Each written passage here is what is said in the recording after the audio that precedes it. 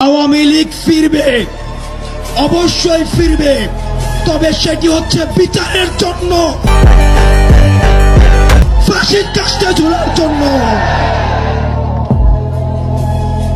সুতরাং গণহত্যার বিচার না হওয়া পর্যন্ত, এবং তাদেরও আমি বলে দিতে চাই যে এমন কোন বাংলার ঘর নাই যে ঘরে মুজিবুর রহমানকে ভালোবাসে না। এই পতিত ফ্যাসিবাদের দূষণ আওয়ামী লীগ এবং তাদের অঙ্গ সংগঠনের বাংলাদেশের রাজনীতি করার কোনো অধিকার নেই। এই দেশটা কি কারো বাপের? এই দেশটা কি কারো বাপের? আমরা দেখেছি ওই আওয়ামী লীগের দালালরা মোদির সাথে যারা এক হেলিকপ্টারে চড়ে তার প্রাইভেট উদ্দেশ্য সার্ভ করে তার টাকাগুলো নিজস্ব ফান্ডে রাখে। ৩৫,০০০ কোটি টাকা দিয়ে পদ্মা সেতু করেছে। ১৫ থেকে ২০,০০০ কোটি টাকা শুধু ১৫ থেকে ২০,০০০ কোটি টাকা শুধু চুরি করেছে।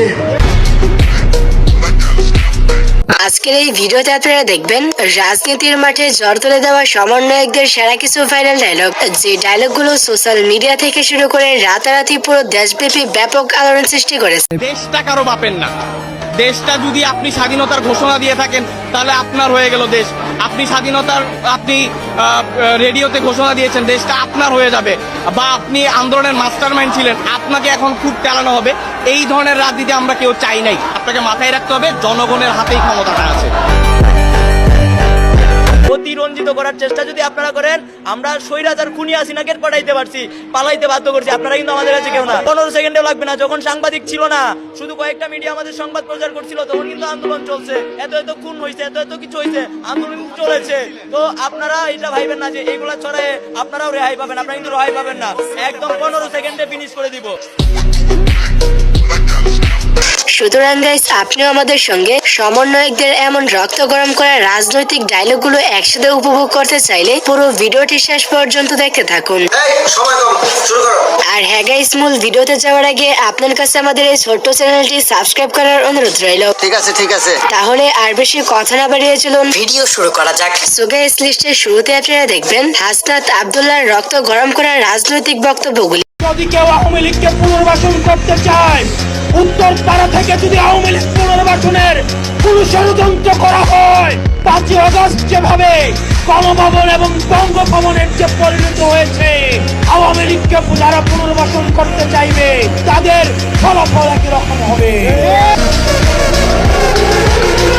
ভাই রে ভাই, হাসনাত আব্দুল্লাহর পুরো শরীরটা একটা কলিজা, যেটা তিনি তার সাহসিকতার মাধ্যমে বারবারই প্রমাণ করে দিয়েছেন। থেকে বের হয়ে এসে কেঁদে কেঁদে বলে, আমার মাসুম বাচ্চারা, আমরা কি জানি না গত 16 বছর আপনাদের ব্যাংক কেমনে ছিল, আপনাদের ব্যবসা কেমনে ছিল, আমরা সব জানি। যাই হোক, তারপরে আপনারা দেখবেন এনসিপির প্রধান উপদেষ্টা নাহিদ ইসলামের রাতারাতি ভাইরাল হওয়া কিছু বক্তব্য। আপনারা জানি, আপনারা দূর থেকে শুনছেন, প্রিয় গোপালগঞ্জবাসী, আমরা আজকে গোপালগঞ্জে এসেছিলাম দেশ গড়তে জুলাই পদযাত্রা কর্মসূচি নিয়ে। আমরা কোনো যুদ্ধের আহ্বান নিয়ে নয়, শান্তি এবং দেশ গড়ার আহ্বান নিয়ে গোপালগঞ্জে আজকে এসেছি। প্রিয় গোপালগঞ্জবাসী, আমরা গোপালগঞ্জের নাম বদলাইতে আসি নাই। আমরা এসেছি ভবিষ্যৎ বাংলাদেশে, এই নতুন বাংলাদেশে গোপালগঞ্জ মানুষের অধিকার যাতে রক্ষা করা হয় সেই প্রতিশ্রুতি দিতে। সত্যি বলতে আমি রাজনীতি এবং কোনো দলকে সাপোর্ট করি না, তবে নাহিদ ইসলাম ভাইকে আমার কাছে বেশ ভালোই লাগে। আপনারা রাগ করেন আর যাই করেন, আমাকে আপনাদের সামনেই আসতে হবে। আপনারাই আমার বৈধতা। এরপরে রয়েছে রাজনীতির মাঠে জ্বর তুলে দেওয়া সার্জিস আলমের ভাইরাল বক্তব্যগুলি। এই দেশটা কি কারো বাপের? এই দেশটা কি কারো বাপের? আমরা দেখেছি ওই আওয়ামী লীগের দালালরা মোদির সাথে যারা এক হেলিকপ্টারে চড়ে তার প্রাইভেট উদ্দেশ্য সার্ভ করে তার টাকাগুলো নিজস্ব ফান্ডে রাখে। ৩৫,০০০ কোটি টাকা দিয়ে পদ্মা সেতু করেছে। ১৫ থেকে ২০,০০০ কোটি টাকা শুধু ১৫ থেকে ২০,০০০ কোটি টাকা শুধু চুরি করেছে। সার্জিস আলম সম্পর্কে আমার ব্যক্তিগত কোনো মতামত নেই, তবে আপনার কোনো মতামত থাকলে সেটা অবশ্যই কমেন্টে জানাতে পারেন। যদি নিজের অস্তিত্ব টিকিয়ে রাখতে চান তাহলে ভুলেও ছাত্র জনতার বিপক্ষে গিয়ে একটি কথা বলারও স্পর্ধা দেখাবেন না।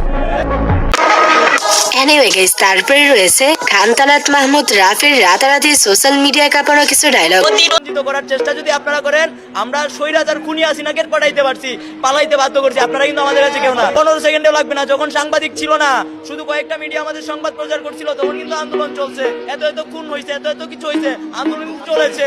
তো আপনারা এটা ভাইবেন না যে এইগুলা ছড়ায় আপনারাও রেহাই পাবেন, আপনারা কিন্তু রেহাই পাবেন না। একদম 15 সেকেন্ডে ফিনিশ করে দিব। মাহমুদ রাফি এই কথাগুলো কাদেরকে উদ্দেশ্য করে বলেছে সেটা হয়তো আপনারা বুঝতে পেরেছেন। দু একদিন আগে বলেছে যে ফেসিস্টকে বারবার ফেসিস্ট বলাটাও ঠিক না, ফেসিস্টকে কি আমরা চুমু দিব? 1000 বার 1 কোটি বার ফেসিস্টকে ফেসিস্ট বলবো, ফেসিস্টকে ফেসিস্ট বলার জন্য আমরা রক্ত দিয়েছিলাম। তো যারা সুশীলতা দেখাচ্ছেন, যারা আবেগ দেখাচ্ছেন, মানবতা দেখাচ্ছেন, আমরা এত সুশীল হইতে পারি। যাই হোক, এরপরে আপনারা দেখবেন আসিফ মাহমুদের সেরা কিছু ভাইরাল বক্তব্য। হাসিনা চলে যাওয়ার পরে দেশটাকে ছেড়ে দিতে পারি না, তো এই জায়গা থেকে আমরা দেখা যায় যে এই চিন্তাটা আস্তে আস্তে আসতে থাকে, কিন্তু ওই সময়টাতে আসলে বিশ্বাস করাও কঠিন ছিল যে 5 তারিখের মধ্যেই হয়তো হয়ে যাবে। আমাদের তো এমনকি সশস্ত্র অভ্যুত্থানের প্রস্তুতিও ছিল। 5 তারিখ যদি আমরা সফল না হতাম, হয়তো আমরা অস্ত্র তুলে নেওয়ার ঘোষণা দিতাম। তারপরে রয়েছে ডক্টর ইউনূস স্যারের রাতারাতি পুরো দেশব্যাপী ঝড় তুলে দেওয়া ডায়লগগুলি। Bangabandhu Sheikh Mujibur Rahman's his house was demolished by over the 6 hours by Dhaka City Corporation bulldozer. So there we have seen that the administration was silent. Who are you? They want to beat you up because you killed my brother, you killed my son, you killed my sister, and now you're telling me to do what to do. তো কয়েক মাস আগে ইউনূস স্যারের এই ডায়লগগুলো কি পরিমাণ জনপ্রিয়তা লাভ করেছিল তা হয়তো আপনারা আমার থেকে ভালোই জানেন। Always remember, job is a wrong idea. Don't ever look for a job. Always tell yourself that I'm a job creator. I'm not a job seeker, I'm a job creator. So be a job creator. So guys, এরপরে আপনারা দেখবেন বাংলার কিংবদন্তি মুজিব সাহেবের সংগ্রামী বক্তব্যগুলি। এবং তাদেরও আমি বলে দিতে চাই যে এমন কোন বাংলার ঘর নাই যে ঘরে মুজিবুর রহমানকে ভালোবাসে না। তো বন্ধুরা, আজকের মতো এ পর্যন্তই। দেখা হচ্ছে পরবর্তী নতুন কোনো ভিডিওতে। ততক্ষণাৎ ভালো থাকুন, সুস্থ থাকুন, টেক কেয়ার, আল্লাহ হাফেজ। अब तुम लोग गलती से अगर नए हो तो सब्सक्राइब करो।